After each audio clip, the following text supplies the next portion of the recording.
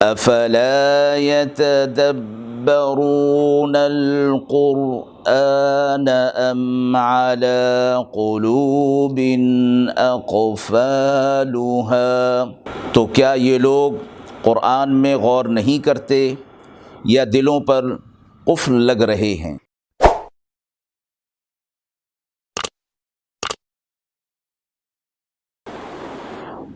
بسم اللہ الرحمن الرحیم۔ السلام علیکم ورحمۃ اللہ وبرکاتہ۔ ناظرین کرام، درس قرآن مجید کے آج کے اس پروگرام میں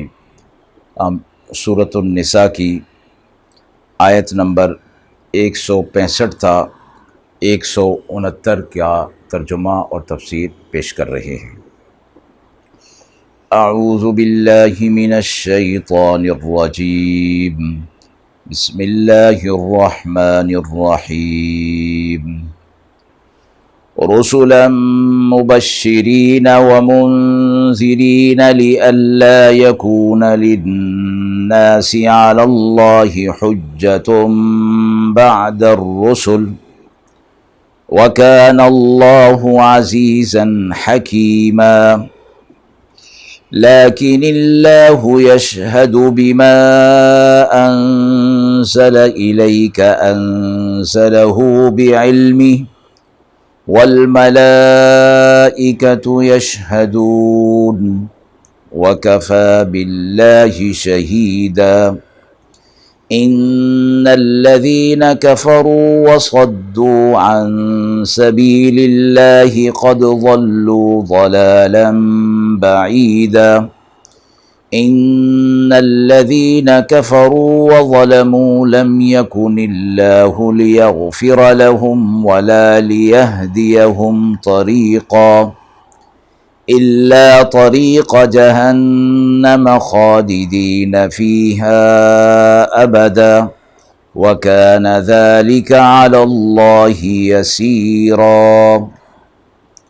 آیات مبارکہ کا ترجمہ ملاحظہ فرمائیں۔ انبیاء علیہ السلام کو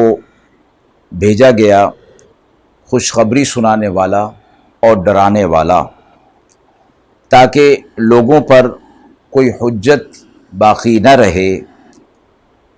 رسولوں کے بھیجنے کے بعد، اور اللہ زبردست ہے، حکمت والا ہے۔ لیکن اللہ گواہ ہے اس پر جو نازل کیا کہ یہ نازل کیا ہے اس نے اپنے علم کے ساتھ، اور فرشتے بھی اس پر گواہ ہیں، اور اللہ کی گواہی کافی ہے۔ بے شک جو لوگ کافر ہوئے اور جنہوں نے اللہ کی راہ سے لوگوں کو روکا، وہ دور کی گمراہی میں جا پڑے۔ جو لوگ کافر ہوئے اور انہوں نے ظلم کیا، اللہ انہیں بخشنے والا نہیں اور نہ انہیں سیدھی راہ دکھائے گا، مگر یہ کہ وہ راہ دوزخ کی ہوگی اور وہ اس میں ہمیشہ رہیں گے، اور یہ اللہ کے لیے آسان ہے۔ آیت نمبر 165 میں یہ فرما دیا گیا کہ انبیاء علیہ السلام کو مبعوث کرنے کا مقصد کیا تھا، کہ اللہ کا پیغام لوگوں تک پہنچایا جائے اور اللہ کی مرضیات اور نامرضیات سے لوگوں کو واقف کرایا جائے، تاکہ اللہ کے بندے اللہ کی مان کر اللہ کی نعمتوں کے دائمی طور پر مستحق ہو جائیں اور اللہ کی نافرمانی سے اپنے آپ کو بچا لیں، اور اس پر جو عذاب آنے والا ہے اس سے بھی آگاہ کر دیا گیا۔ تو آیت میں فرمایا گیا کہ انبیاء علیہ السلام کو اس لیے مبعوث کیا گیا تاکہ وہ اللہ کی نعمتیں جو تیار کی گئی ہیں ان کی بشارت دیں، اور اللہ کے جو عذابات ہیں ان سے ڈرائیں۔ بشارت سے اطاعت پر لانا مقصود ہے، اور ڈرانے سے اطاعت سے روگردانی کرانا مقصود ہے، اور اللہ تعالیٰ کی اطاعت کی طرف دونوں چیزوں کے ذریعے سے لانا مقصود ہے۔ اور اس کا مقصد اگلا یہ بتا دیا گیا، لِأَلَّا يَكُونَ لِلنَّاسِ عَلَى اللَّهِ حُجَّةٌ، کہ اللہ تعالیٰ کی حجت لوگوں پر تمام ہو جائے، کہ قیامت کے دن یہ لوگ یہ نہ کہہ سکیں کہ ہم تک اللہ کا کوئی پیغام نہیں پہنچا تھا، تو اللہ تعالیٰ نے اتمام حجت کو پورا کرنے کے لیے یہ سب انبیاء علیہ الصلوۃ والسلام کے سلسلے کو جاری فرمایا۔ اللہ زبردست ہے، حکمت والا ہے، بغیر اس کے بھی اللہ رب العزت پوچھ کر سکتے ہیں اور اطاعت کے بارے میں مواخذہ فرما سکتے ہیں، لیکن فرمایا اللہ کی حکمت اسی کے اندر ہے اور وہ زبردست ہے کہ انبیاء علیہ الصلوۃ والسلام کے سلسلے کو جاری فرما دیا اور حکیم کی صفت لا کر یہاں بتا دیا کہ اسی کے اندر ہی حکمت تھی کہ حجت جو ہے وہ تمام کر دی جائے اور اس کے بعد پھر ان سے مواخذہ ہو، یعنی اطاعت کرنے والوں کو نعمتوں کا مستحق قرار دیا جائے اور نافرمانی کرنے والوں کو عذاب کا مستحق قرار دیا جائے، اور حجت پورے ہونے سے پہلے یہ کام نہ ہو۔ تو عزیزاً حکیمہ کے اندر یہ بات بتا دی گئی۔ اب یہاں یہ بتا دیا گیا کہ تمام انبیاء علیہ الصلوۃ والسلام پر ایمان لانا ہے کہ سارے کے سارے انبیاء علیہ الصلوۃ والسلام اللہ کی طرف سے نازل ہوئے تھے، لیکن ان انبیاء علیہ الصلوۃ والسلام کی تفصیل کے اوپر ایمان لانا ضروری نہیں کہ ان کو معجزات کس قسم کے دیے گئے تھے، ان کی شریعت کس قسم کی تھی اور شریعت کے احکامات کیا تھے، ان سب چیزوں پر ایمان لانا ضروری نہیں، بلکہ نفس نبی پر ایمان لانا ضروری ہے، یعنی ان انبیاء علیہ الصلوۃ والسلام کے منزل من اللہ، یعنی اللہ کی طرف سے نازل کیے ہوئے، اللہ کی طرف سے مقرر کیے ہوئے، اس کی تصدیق کرنا ایمان کا تقاضا ہے اور ایمان کے لیے ضروری ہے۔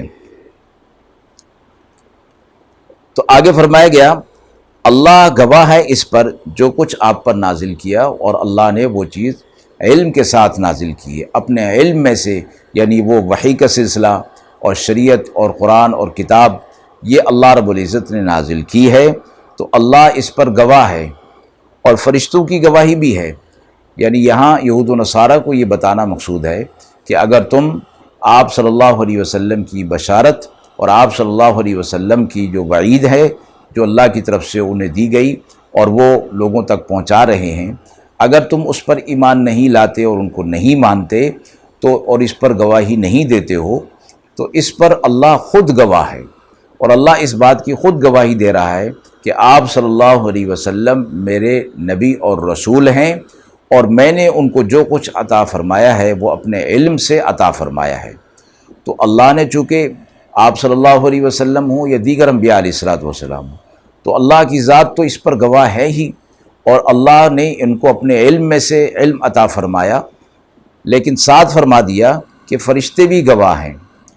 ایک بات اس کے اندر یہ ہے کہ فرشتوں کے ذریعے سے اللہ رب العزت نے وحی کے سلسلے کو جاری فرمایا، اور فرشتوں کے سردار حضرت جبریل علیہ الصلوۃ والسلام کے ذریعے سے۔ دوسری بات یہ فرمائی کہ فرشتے اللہ کی وہ مخلوق ہے جو نافرمانی نہیں کرتے ہیں، اور وہ انسانوں سے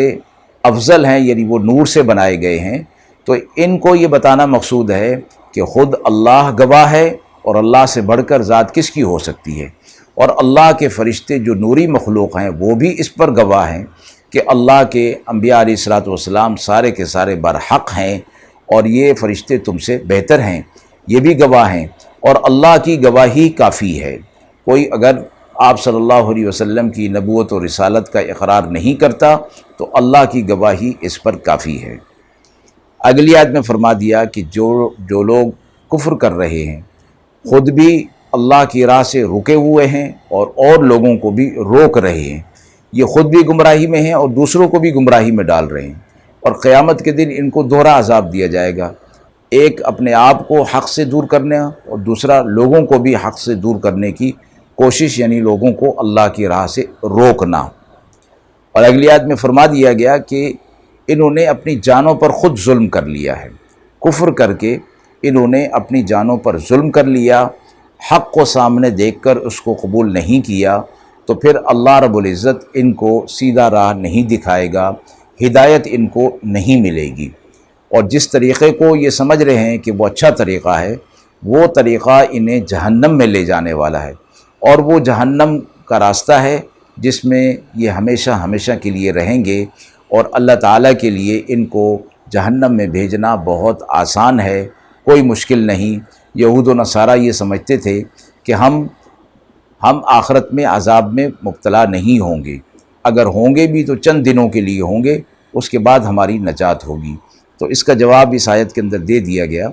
کہ جنہوں نے کفر کر لیا اور انبیاء علیہ الصلوۃ والسلام میں سے کسی کا بھی انکار کر لیا، وہ دائرہ اسلام سے اور ایمان سے وہ خارج ہو گیا اور کفر پر آ گیا، اور کافر کے لیے جہنم ہے اور ہمیشہ ہمیشہ کا عذاب ہے۔